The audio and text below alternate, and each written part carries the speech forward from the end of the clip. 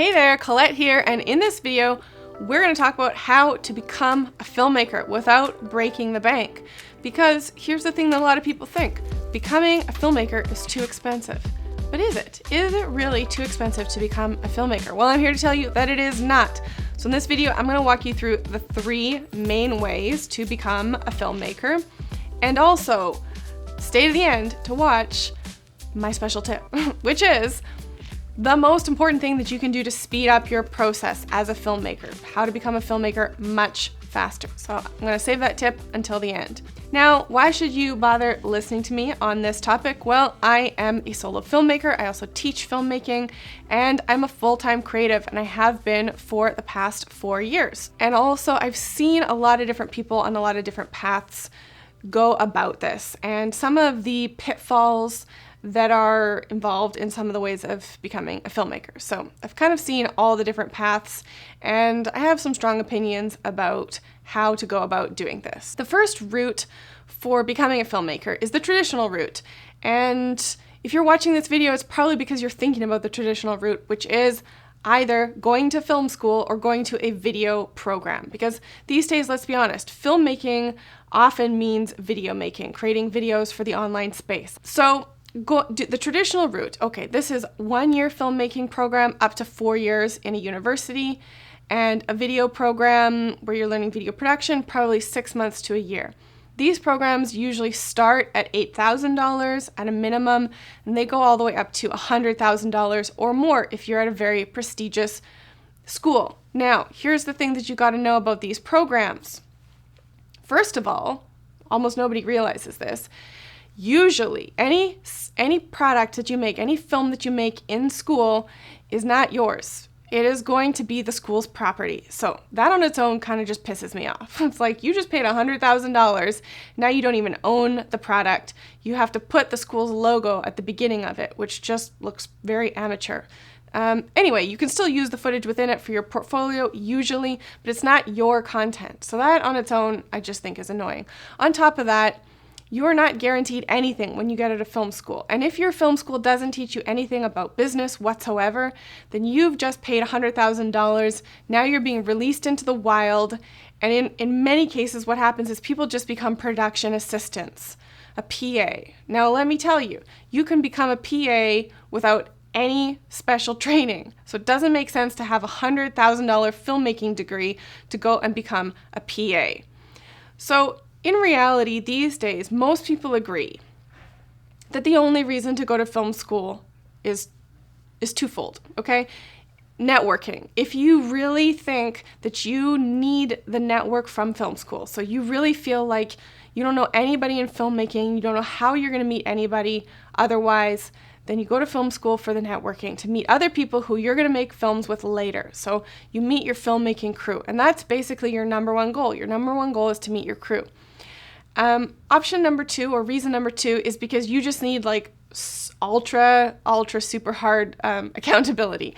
Like, you're just not going to do this if you don't go full-time to a program where you have to show up physically day after day after day and have a teacher on your ass asking you about your assignments. So for those 2 incidents, which is basically you have a very specific personality type and that's just what you need, then yes, film school is a good option. If you don't need that super hardcore accountability because you are relatively self-motivated and you don't care about networking with people in order to build up a crew because you're comfortable kind of doing that on your own, you don't need the built-in network of a film school, it's not worth your money. Like, it's just not, because it's a lot of money. So you have to think of it this way.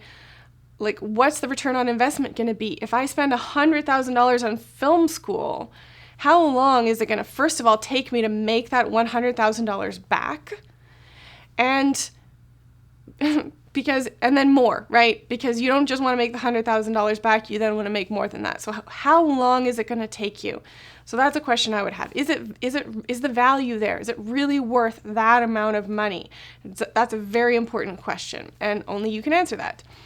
Now, the next option, which I think is a lot better, is if you do want to speed up your filmmaking process. Like, yeah, you want to learn filmmaking, you know you're committed, you know you want this, and you don't want to waste any time, then you should join online filmmaking programs. So there's all sorts of different online filmmaking programs available. They range from like the super cheap ones that are basically just lectures where you're not actually getting assignments or anything, and there's no teacher, there's no cohort, it's just a lecture, which that's totally fine if you are a real self-starter. Those are probably $100 or so for the good ones, and then all the way up to a few $1,000s for a full-on filmmaking program where you have a teacher and a cohort and feedback, and it's almost like you're going to a film school, except it's way shorter and costs much less. So if you want to go that route, then that's going to be probably a couple $1,000s. Could be less if you're just going and watching the lectures. Obviously, when you get coaching, when you get feedback, when you get personalized attention, that's going to cost you more, but it's also going to speed up your learning by a lot. People underestimate how much coaching can actually speed up your learning process. It's very, very helpful. So that is a very great way to do it. Another option is the slow and steady, but absolutely free path, and that's obviously watching YouTube videos. Watching YouTube videos and getting all books from the library. I know that sounds super boring and nerdy, but there are amazing books on filmmaking out there. You can probably access them for free at your library. And honestly, reading these books is totally worth your time if you are a book lover. If not, well then just watch YouTube videos. But super important, super important. Do not get sucked into the YouTube videos that are all about gear reviews, okay? This is the big downside of learning filmmaking from YouTube, and it's that there's so much content on gear, and that content's gonna get suggested to you by the algorithm, and you can very easily fall into a trap where you start thinking that you need to just have all of this gear in order to make films, and then instead of making films, you're researching gear and buying gear. And guess what? Here's what makes you a filmmaker. Making films, finishing films, starting and finishing films, and then sharing films. That's what makes you a filmmaker. And repeating that process over and over again is what makes you better and better and better. So no matter what you do, you've got to do this. You've got to be doing project-based learning. So whether you're creating your own path all on your own, or whether you're in a program of some kind, you've got to make sure that it is project-based learning, because you will only learn filmmaking through the production process, right? That's pre-production, where you're planning your project, production, where you actually go and you shoot the thing, and post-production, which is your editing. Which brings me to, before we go, I've got one super important tip to give you. Now, if you like this video, make sure you subscribe. I'm going to be making more videos about filmmaking, video creation, creativity, and storytelling, and as well as sharing some tips and hacks to help you achieve your most important creative goals and dreams. So if you want that, subscribe. Now, my last tip, it is this. If you want to speed up your filmmaking process, you've got to get into editing. Don't be afraid of it. Maybe you're not afraid of it. If not, that's great. But if you are nervous about editing, it's okay.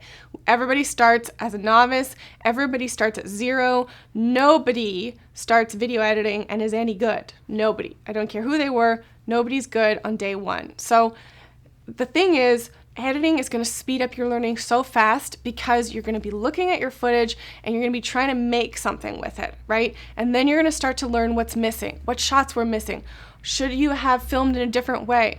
I'm sorry about the noise, by the way. There is right now some very noisy truck just driving by, but I'm going to keep going.